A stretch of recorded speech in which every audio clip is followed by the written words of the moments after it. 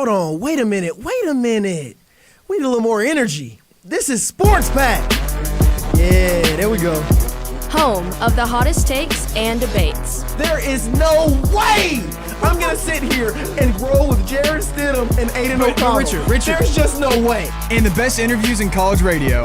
This is five-time Olympic medalist Alana Myers-Taylor. This is Super Bowl champion quarterback Brad Johnson, and you're listening to Sports Pack on the Wolf Sports Network. And the Wolves play here. What is up, everybody, and welcome to another fantastic Thursday edition of Sports Pack. I am your host, Richard Reed, joined by Carly Pear, Jackson Schrader, and my guy, John Halley, right here, holding it down on the board on what is his 21st? No. 22nd birthday. Happy birthday, old man. I appreciate it. I'm no Swiftie, but happy T-Swift year. Oh, gee, thanks. How about you some friends your own age this new year?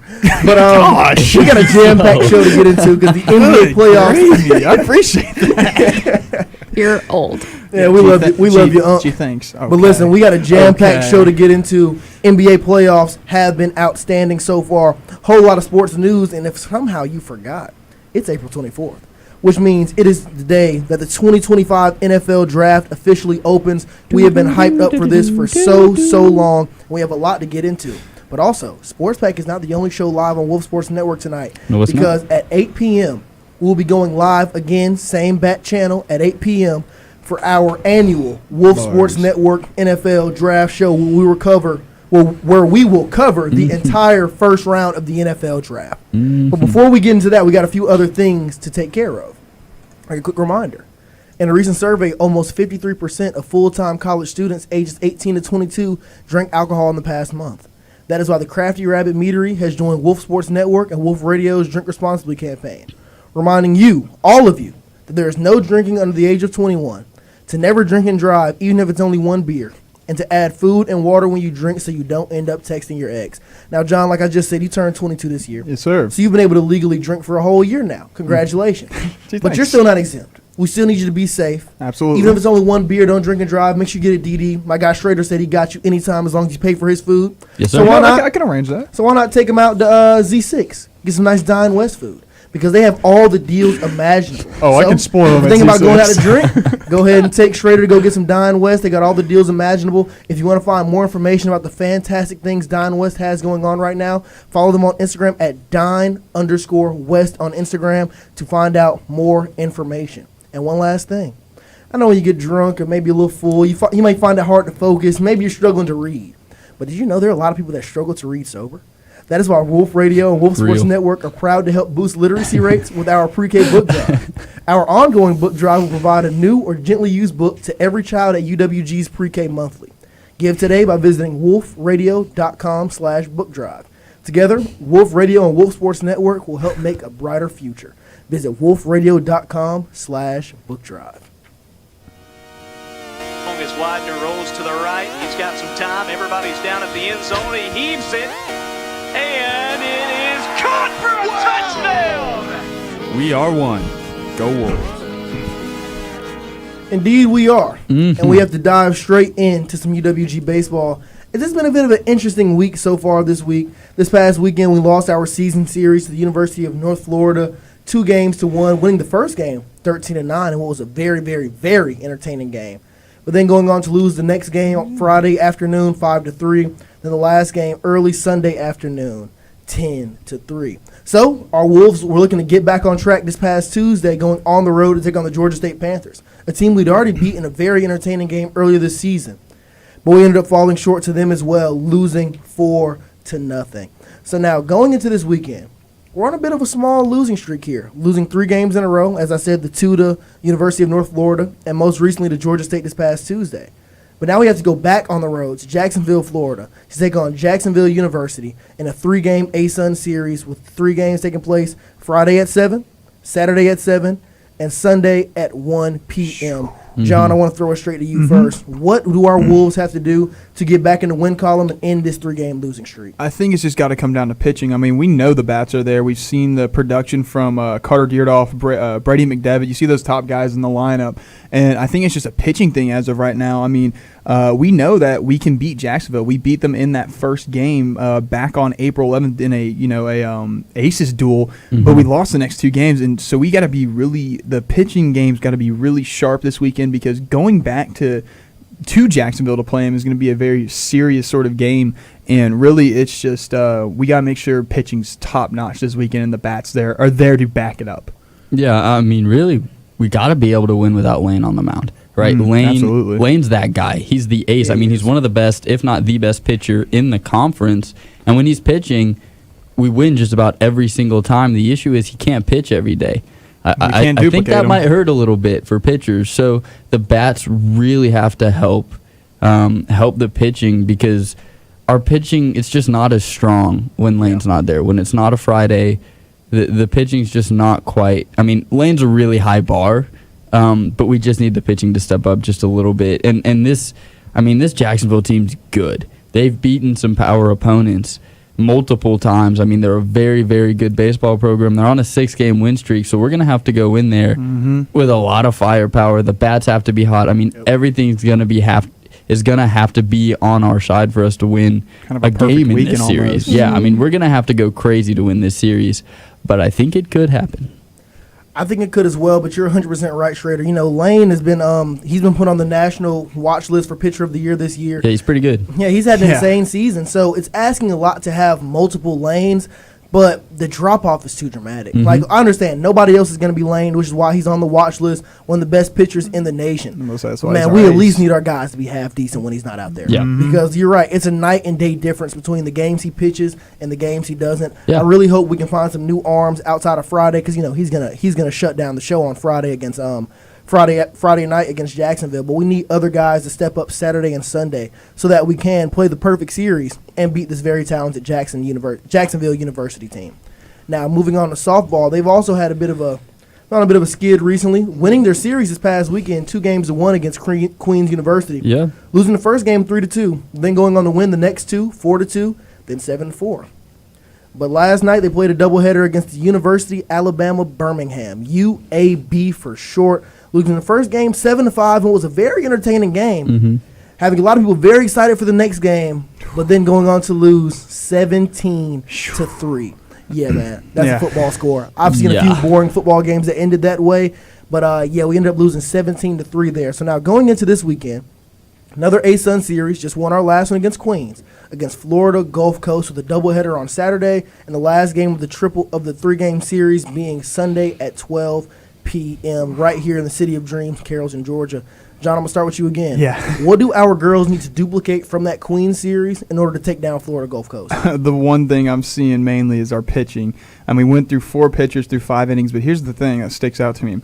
10 batters walked, and in softball, you give up 10 free passes, they're going to be scoring instantly. Once the bats get going, it's a huge thing. Do not give up free passes, because simple as getting one person on, the next person on, they can create a double steal, and you have double steal scenario, they can score. So it's going to really come down to our pitching staff, which has definitely struggled all year. I mean, we've only had one complete game with one pitcher, and I think it's just we got to limit the 10 walks right there. We lost. This is the game we lost 17-3 to be run ruled in the 5th inning, and I just think in the 5th inning. Yeah, I didn't even want to address it. Yeah, and it's just we have some great players. You have Blair Bazette out there. It's just, and she had her 20th career home run, but I feel like you don't. Who else is going to back up the team? It's tough to see. Yeah. Yeah, I'm not good at math. 17 runs is not good. I do know that. Not at all. But really, we need to fix some things on the pitching side of things, but offensively, these bats have to get going. We've scored more than 5 runs. The last time we scored more than 5 runs was March 28th. We're coming up on a month since we've scored more than 5 runs, and our opponents are doing that to us just about every game.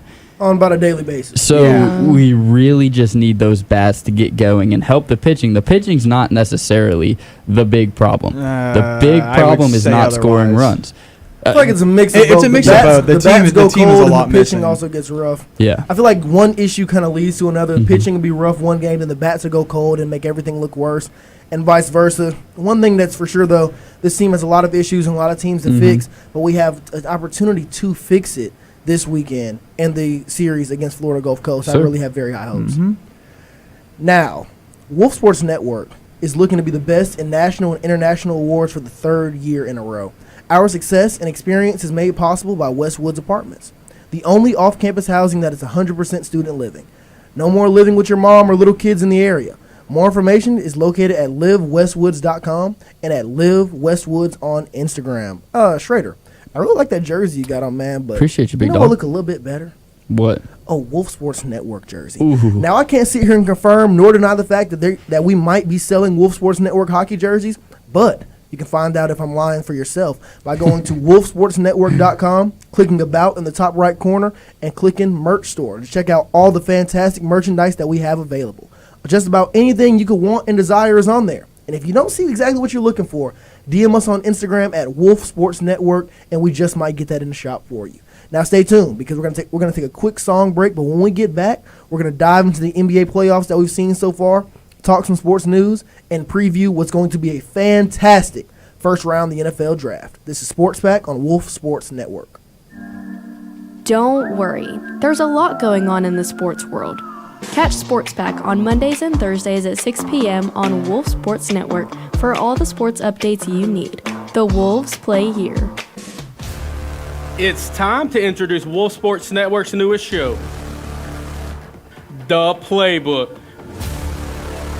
Your home for college football, baseball, and basketball. And just like VCU in 2011, we're set to make a Cinderella run to the top of a Wolf Sports Network. The Rams are going to the Final Four! Tune in live every Tuesday from 6 to 7 on Wolf Sports Network.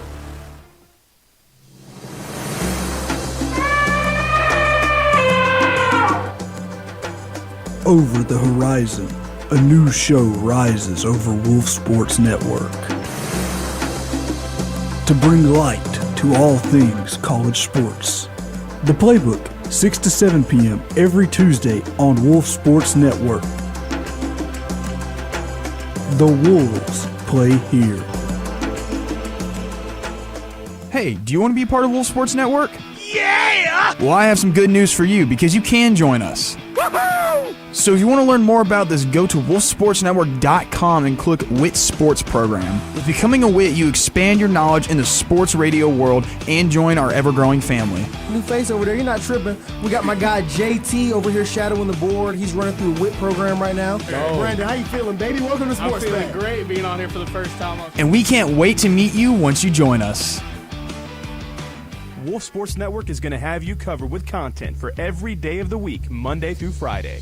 Sports Pack is bringing you all the news in the sports world today on Mondays and Thursdays at 6. Sports Out of Pocket is bringing you sports commentary with a comedic twist on Wednesdays at 5. And sit back and relax and grab your favorite snack because Triple Threat is bringing you the chill content on Fridays at 11.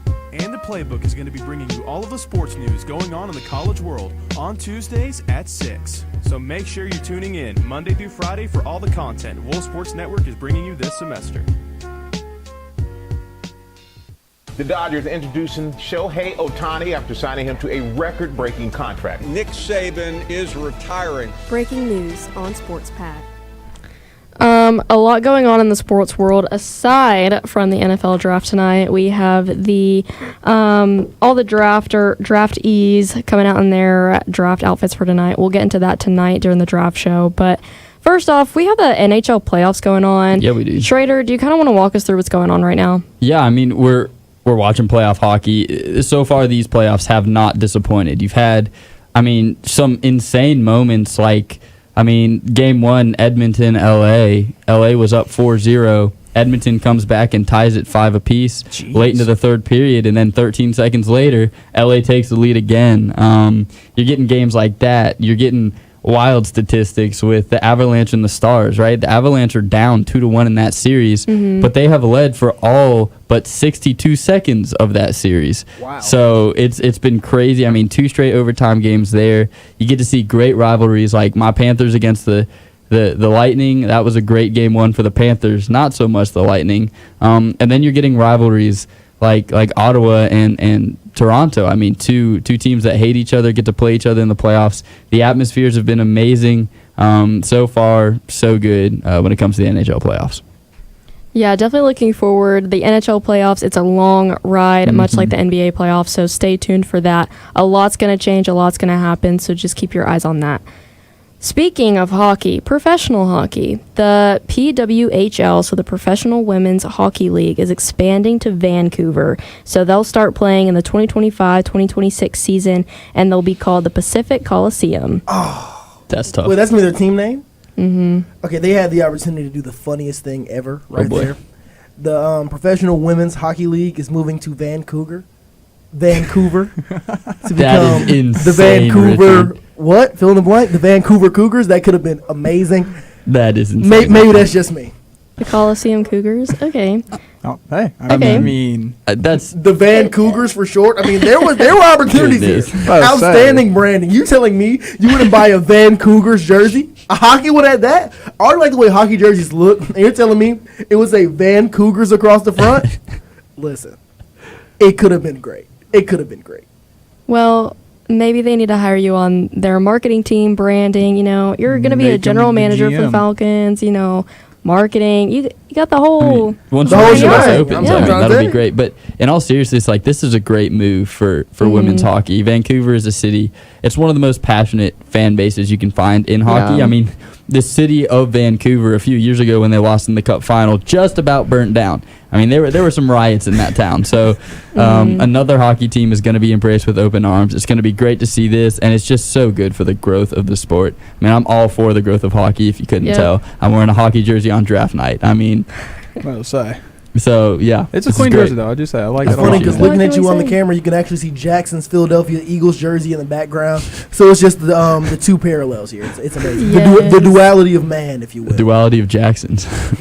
Yes, and since it's draft night, we're not talking much MLB, but I did want to highlight a really cool story that just happened. So Bryce Harper for the Phillies, him and his wife are pregnant, and they decided to do their gender reveal during one of their games. And so one of Bryce Harper's teammates, found out the gender of the baby and had a blue bat and a pink bat. And so Bryce Harper's wife, Kayla, was in the stands.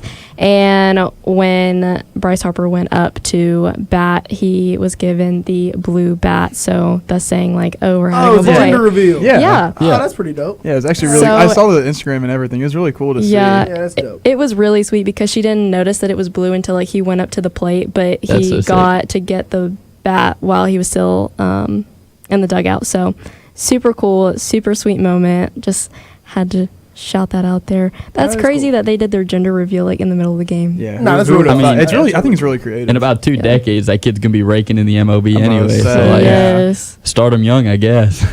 But yeah, super excited for them.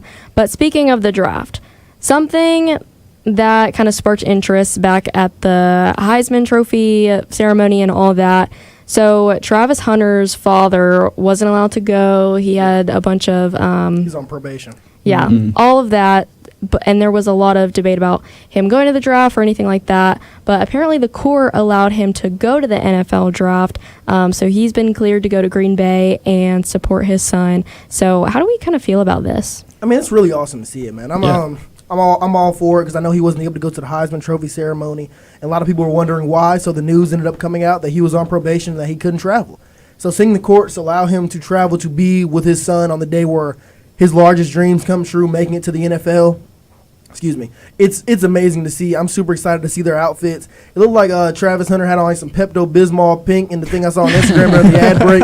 I really hope that's not true. And if it is true, I hope he kind of finds a way to pull it together very well. Yeah. I've seen Travis Hunter's outfits. I'm not too confident. But either way, I'm glad his dad is able to go out there and spend arguably the greatest day of his son's life with him. That's going to be great. Yeah, I mean, I think it's great. It's just to have your dad. I mean, it's, Right. your number one supporter right there with you. I mean, I understand, for not being there for the Heisman, it's very tough. And, obviously with him being on probation, that's, another reason that stinks. You don't get to see your son have one of the greatest college awards given to him ever. The greatest college award. But still, it's a very good thing that he You gets go to up and be get the there. pose. That's the Heisman right there. Come on, man. But still, to have him be there at the draft and to clear like that is a very great thing to see.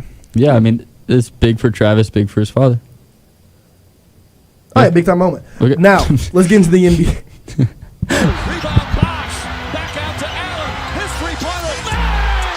Tie game with 5 seconds remaining. Baby, let's talk some NBA.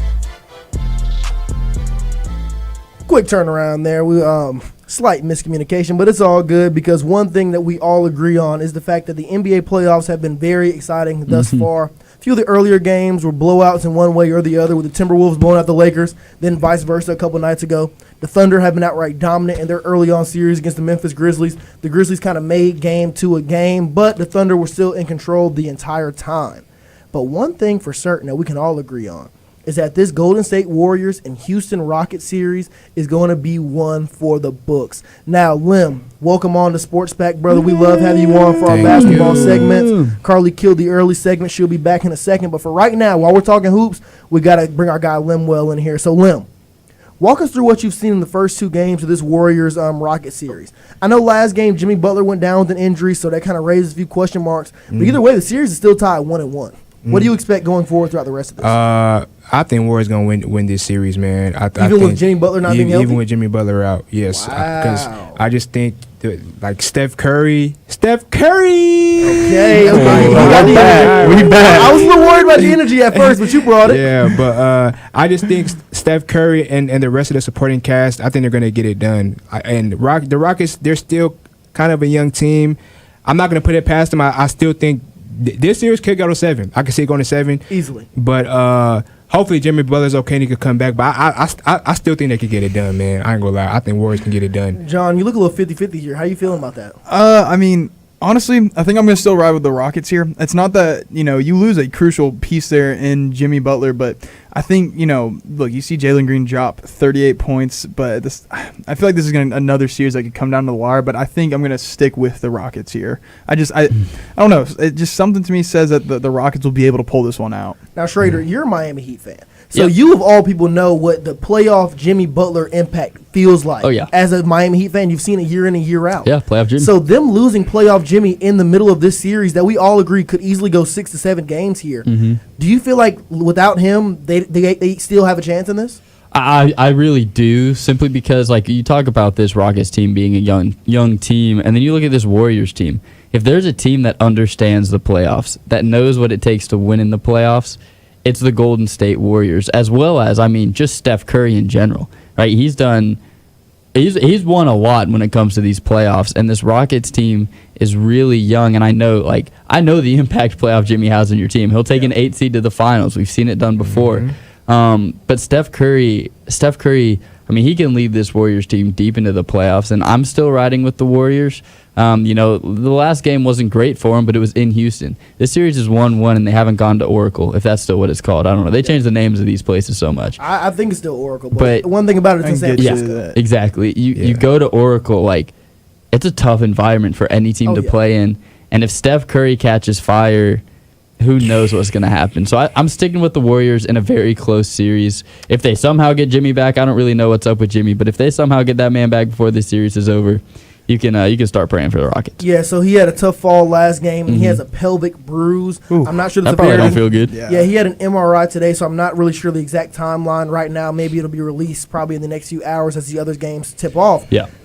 But even with Jimmy Butler in this series, game 1, he went off, had a playoff Jimmy performance, dropped 25 points. Yeah. Partner with 31 points from Steph Curry, they were able to win that game. But notice I didn't say they won that game comfortably. That was a battle through and through. Houston's defense was on full effect, even with miracle shots from Steph Curry falling left and right. Houston had multiple chances to win that game, even with Jimmy and Curry being on 10. So going through this series, not knowing if Jimmy Butler will be available or how limited Jimmy Butler will be moving forward, because a pelvic bruise is no slouch of an injury. It's going to be very hard to move at full speed and give maximum effort. So looking at the rest of the series, man, the Rockets played a heck of a game last night, winning 109-94. Still, super competitive. They were never comfortable. Jalen Green had an incredible game, and the Rockets aren't the greatest three-point shooting team. But I still have a lot of faith in this Rockets team, even though that they are a very young team. With Jimmy Butler being questionable, I'm a little worried about the Dubs. I feel like the Warriors have a tough series on them. I'm taking the Rockets to win it as of right now, and I'm taking them to win it in 7. It's going to be super competitive, a battle through and through. But I think I'm just going to stick with my original pick and roll with the Houston Rockets. Now, another big-time series going on. Another series tied 1-1 with Game 3 tonight. The Detroit Pistons and the New York Knicks. The Detroit Pistons exploded in the last game, winning 100-94, surviving a late surge from the New York Knicks, largely from 33 points by Cade Cunningham and a tough shot by Dennis Schroeder in the end to put the Knicks away. He had 20 points off the bench. Lim, I want to start with you again. What have been your big takeaways from this series so far? And 2 games in, who do you have winning Game 3? This is tough, man. I just like how the Dennis Schroeder and Malik Beasley are playing off the bench for the Pistons. Shout out to St. Francis alum, baby. Right. Yeah, Malik Beasley, he's from Atlanta, and he went to St. Francis. So it's good to see him, coming off the bench and providing for the Rockets. I mean, not for the Rockets, for the Pistons. And I just think the rest of the way, the Knicks have to, like, OG Anunoby, Karl Anthony Towns, Jalen Brunson, and Mikal Bridges, they all have to, like, if they play in a cohesive manner to where, like, they're playing hard every night and Jalen Brunson is sharing the ball and he's dropping 20 and 30, the Pistons could be in for a rude awakening. Now, don't get me wrong, Tobias Harris playing well. Cade Cunningham, we know about him. But I think the Knicks can hold it together. And in this Game 3, going to Detroit, of course, it's an away game, but I think the Knicks can pull this one out. And I think they can steal 2 in Detroit. Trader? Wait, stealing 2 games in Detroit? Yes. Ooh, that's a tall task. I mean, the Detroit Pistons front office limited who could buy tickets to the game. That way, mainly only Detroit fans were getting in the building. It's going to be a rough environment. I think they're going to win. Yeah. I look at this, and this is something that the city of Detroit has waited a long time for. I don't quite know the drought.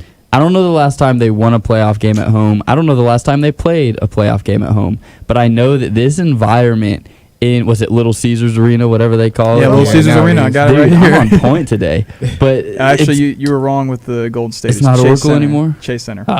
Still call it Oracle. Always going to be Oracle. Yeah. But this game is going to be huge for the Pistons. There's going to be an insane amount of momentum. It's going to be the Pistons have not won a home playoff game since 2008. That's changing tonight.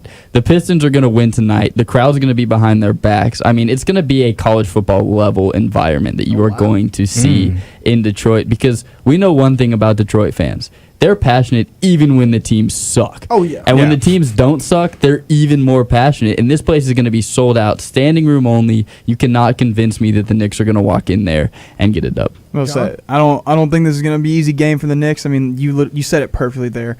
Detroit will show up. Like you said, Richard, they limited the tickets. They're going to come in there, and obviously these the Pistons players have to be absolutely excited. I mean, you said the last time they played a home playoff game was 2008 when they won. Yeah, that was the last time they won a home playoff game. Exactly. I think, they got to be electric for this, and they got to come in there and realize we got history to make, but let's captivate on this history again.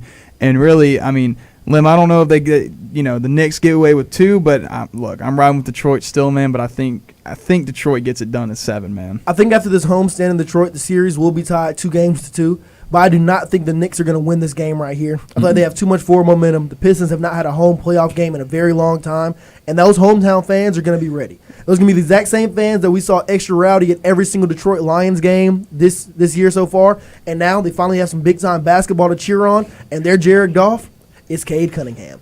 He is an elite scorer of the basketball, extremely efficient, dropping 33 points in the last game. It's going to be a battle now, because even in the last game with that dominant Cade Cunningham performance, Jalen Brunson dropped 37 points.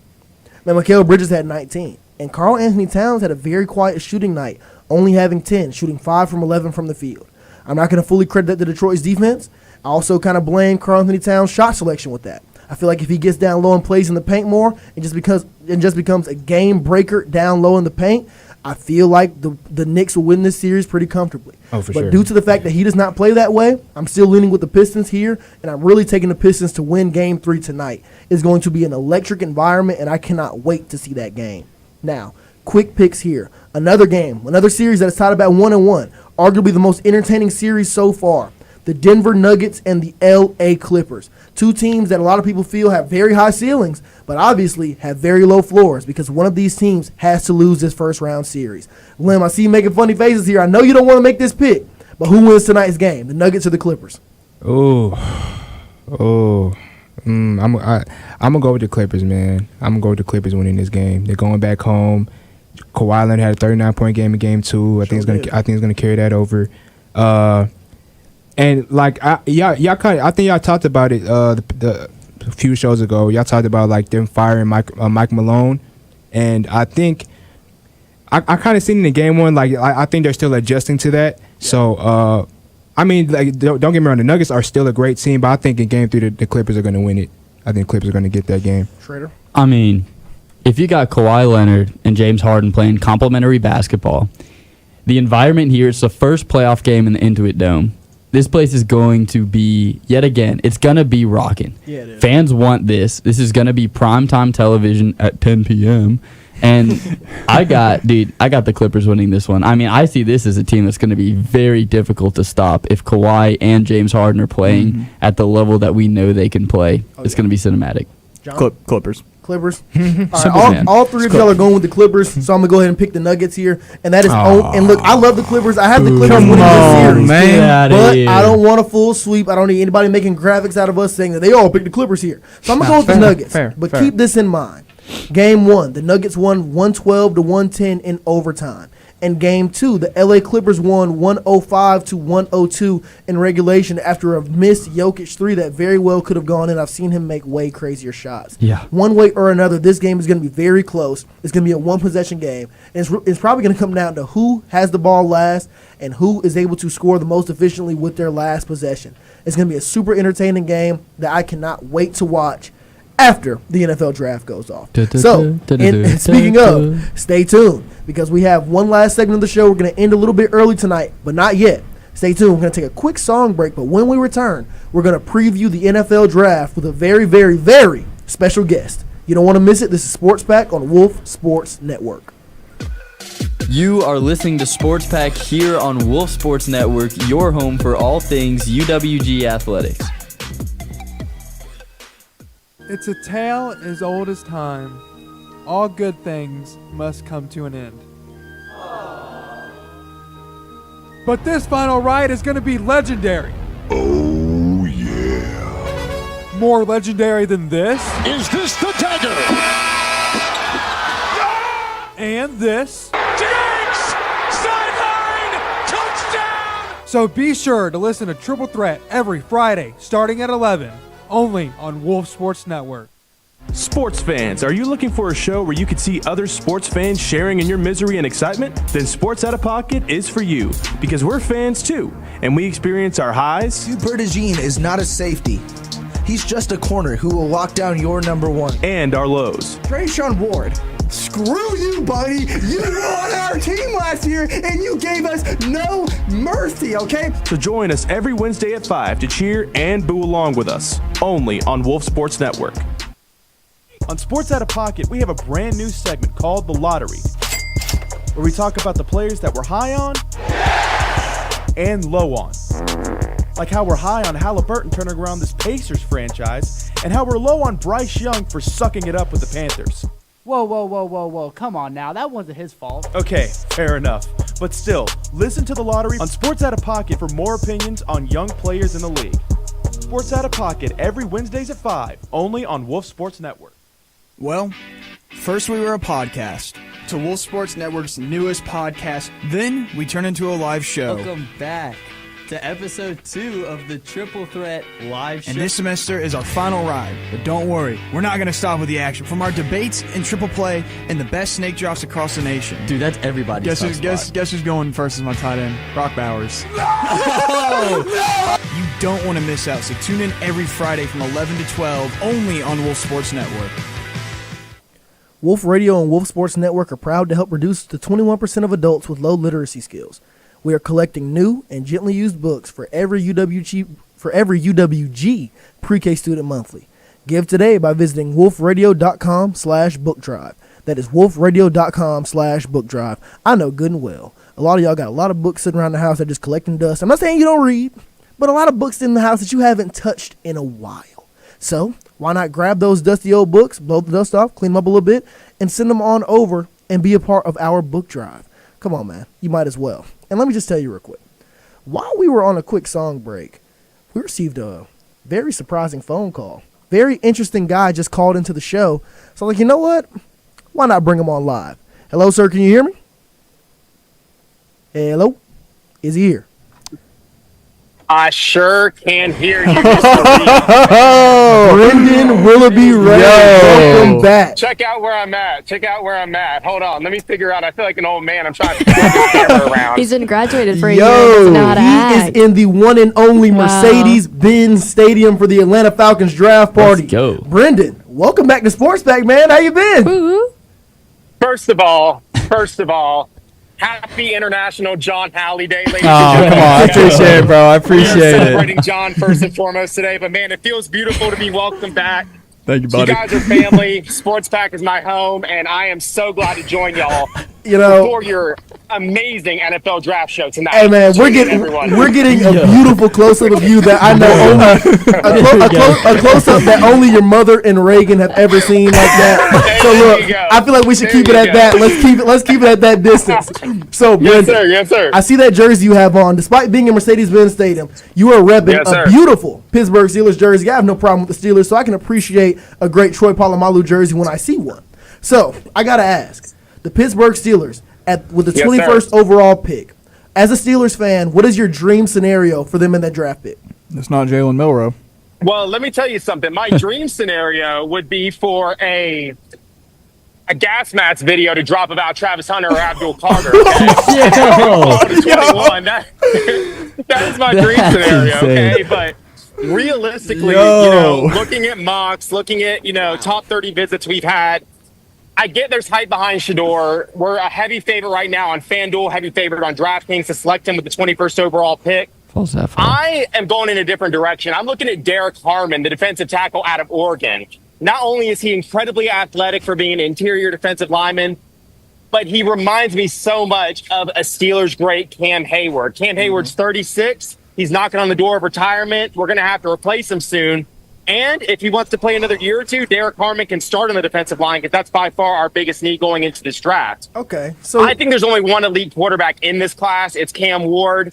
I think Dart, Shedeur, Milroe all have pros and cons, but none of them are elite enough talents to me to take them over the best player available, which to me will be either Derek Harmon or even Michigan's Kenneth Grant. Okay, so very interesting answers. Not the direction I saw you going in. So not an interesting response about Travis Hunter, Abdul Carter. So okay, we're gonna ignore that. But let me just say this: this offseason, the Steelers lose Justin Fields and Russell Wilson, but they go out and add one DK Metcalf on a very, very, very pretty deal for a wide receiver in the NFL in this day and age. So now you have the wide receiver group of George Pickens, DK Metcalf, a solid, not elite offensive line, but a solid offensive line, decent running back room, and a great defense behind them. So what's the game plan here? Because there's only one spot missing, and that is quarterback. And I think we can all agree that Mason Rudolph is not the long-term answer. So what do you think that the Steelers should do at quarterback, if not draft one at 21? Look. Let's say we don't get Shedeur. Let's say we go for Derek Harmon, Kenneth Grant, like I said, sure up that defensive line. I like Will Howard a lot in the 3rd or 4th round. I know it's not the sexiest pick in the world. I know he doesn't have the top-tier talent of a Cam Ward. He doesn't got the ice like Shedeur Sanders. He doesn't have his own rap songs, none of that. But he has a national championship ring. This is a dude that balled out at the end of the year, looked terrible against Michigan, was able to turn it around in a big way. His footwork was terrible. He cleaned that up. Doesn't have the best arm strength, but he's a little older. He's transferred. He has poise. He understands the moment. He's someone I would be looking at in the 3rd or 4th round to take a flyer on just in case Aaron Rodgers doesn't come. But I still fully believe Aaron Rodgers will be a Pittsburgh Steeler before August, September rolls around. And if that's the case, guess where the draft is next year? It's in Pittsburgh, Pennsylvania, okay? We have a lot of picks next year. And if not Jackson Dart, I got this draft on the brain, but if one Arch Manning decides to enter the draft, we have enough capital to make a splash move up to go get him. And there's a few other really good quarterbacks in that draft as well. Sorry, it's so loud in here. Including Garrett Nussmeier out of LSU. Reminds me of Big Ben a little bit. You know, he's got the name, he's got the bigger frame. There's a lot of talent in next year's draft. So I would probably go best player available in this draft. Take someone like Will Howard in the 3rd or 4th round, and then next year, get yourself your franchise quarterback. Imagine all the home fans going crazy, streets of Pittsburgh lighting up like we won a Super Bowl when we trade up into the top 5 and go get our franchise quarterback. That's what I see happening. But Shador could be a Pittsburgh Steeler, and this could be a moot point. Blindly optimistic, Brendan. I love you, man, and I miss you. and I somewhat forgot how much we disagree. Because if you do sit back and decide not to draft a quarterback in the first round, first of all, I'm going to draft one in the second. Yeah. And that second round quarterback will most likely be Jalen Milroe, assuming that you do go out and get a guy like Aaron Rodgers so you can develop him. But if I am waiting for the 3rd round, I promise you Will Howard's not going to be that guy either. I'm looking at either Kyle McCord or Dylan Gabriel. What about Quinn Ewers? Schrader, I know you have an opinion on this. Oh, I have Kyle McCord and Dylan Gabriel over Quinn Ewers. Okay. Schrader, I know you had something to say. I mean, really, I kind of sit with you there. I do not see, if the Pittsburgh Steelers go best available player at 21, I do not see them going the 2nd round without drafting a quarterback.